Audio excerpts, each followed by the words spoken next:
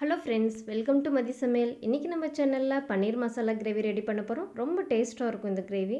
அதுக்கு முன்னாடி நம்ம சேனலை இது வரைக்கும் சப்ஸ்கிரைப் பண்ணாத ஃப்ரெண்ட்ஸ் பார்த்துட்ருக்கீங்களா? சப்ஸ்கிரைப் பண்ணிக்கோங்க. பக்கத்தில் இருக்கிற பெல் பட்டனை கிளிக் பண்ணி ஆல் அப்படிங்கிறத ப்ரெஸ் பண்ணிக்கிட்டிங்கன்னா நான் போடுற வீடியோஸ் உங்களுக்கு நோட்டிஃபிகேஷனாக உடனே கிடச்சிடும். இப்போ இந்த கிரேவி செய்கிறதுக்கு ஒரு பவுலில் 3 ஸ்பூன் அளவுக்கு தயிர் சேர்த்துருக்கேன். தயிர் நல்லா கட்டி இல்லாத மாதிரி இந்த மாதிரி கலந்து விட்டுக்கலாம். கூடவே ஒரு 1/4 ஸ்பூன் அளவுக்கு மஞ்சள் தூள், 1/4 ஸ்பூன் அளவுக்கு உப்பு, அதே அளவுக்கு ரெட் சில்லி பவுடர் சேர்த்துட்டு நல்லா கலந்துக்கணும். தயிர் ரொம்ப புளிப்பு இல்லாத மாதிரி பார்த்துக்கோங்க, ஏன்னா தக்காளி பழமும் சேர்க்குறோம். ஸோ ரொம்ப புளிப்பு இருக்க வேண்டாம். அப்புறமா நம்ம எந்த அளவுக்கு செய்கிறோமோ அந்தளவுக்கு பன்னீர் இந்த தயிரில் சேர்த்துக்கலாம். இந்த பன்னீர் தயிர்லேயே கொஞ்சம் நேரம் ஊறட்டும், நம்ம கிரேவி ரெடி பண்ணுற வரைக்கும். ஸோ இது ஒரு பக்கம் இருக்கட்டும். அதுக்குள்ளே ஒரு மிக்ஸி ஜாரில் 2 பல்லாரி வெங்காயம் கட் பண்ணி போட்டிருக்கேன். கூடவே ஒரு சின்ன துண்டு இஞ்சியும் 3 பல்லு பூண்டும் இதோட ஆட் பண்ணிக்கிறேன்.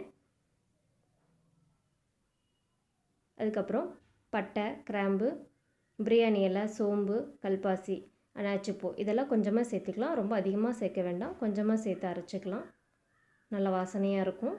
இதை ஒரு ஃபைன் பேஸ்ட்டாக அரைச்சி எடுத்துக்க போகிறோம் இந்த மாதிரி. அப்புறமா ஒரு தக்காளி, பெரிய சைஸ் தக்காளியாக இருந்தால் 1 சேர்த்துக்கோங்க, சின்ன தக்காளியாக இருந்தால் 2 எடுத்துகிட்டு இந்த மாதிரி அதையும் பேஸ்ட்டாக்கி வச்சுக்கலாம்.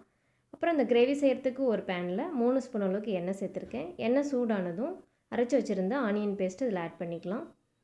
எண்ணெயிலே நல்லா வதங்கணும், நல்லா பச்சை வாசனை போகிற அளவுக்கு வதங்கணும். ஏன்னா நம்ம வெங்காயம், தக்காளி எல்லாமே ராவாக அரைச்சிருக்கிறதுனால அந்த ராஸ்மல் போகிற அளவுக்கு வதக்கி விட்டுக்கணும். இப்போ நம்ம தக்காளி சேர்த்துக்கலாம். அரைச்சி வச்சுருந்தா தக்காளி பேஸ்ட்டை ஆட் பண்ணிவிட்டு கூடவே தேவையான அளவுக்கு தண்ணியும் சேர்த்துட்டு பச்சை வாசனை போகிற அளவுக்கு நல்லா கொதிக்க விட்டுக்கணும்.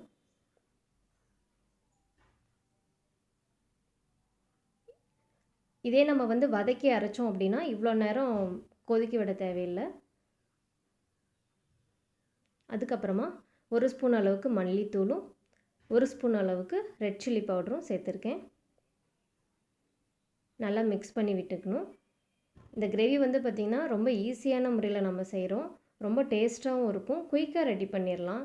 சப்பாத்தி, பூரி, பரோட்டா, தோசைக்கு எல்லாமே ரொம்ப நல்லாயிருக்கும் இது சைட் டிஷ்ஷாக சாப்பிட்றதுக்கு. இப்போ இந்த கிரேவிக்கு தேவையான அளவு உப்பு சேர்த்துக்கலாம். சேர்த்துட்டு கொஞ்ச நேரம் இந்த மசாலா எல்லாம் நல்லா வேகணும். அதனால் ஒரு மூடி போட்டு வச்சிடலாம். ஒரு 2 நிமிஷம் இது குக் ஆகட்டும்.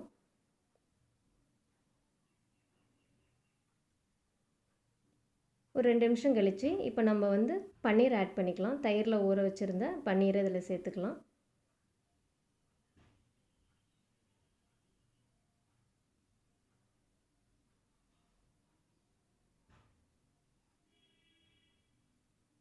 ரொம்ப கெட்டியாக வேணும் அப்படின்னா தண்ணி கம்மியாக சேர்த்துக்கோங்க. தேவையான அளவுக்கு தண்ணி தேவைப்படுறதை மட்டும் ஆட் பண்ணிவிட்டு நல்லா மிக்ஸ் பண்ணி விட்டுக்கலாம்.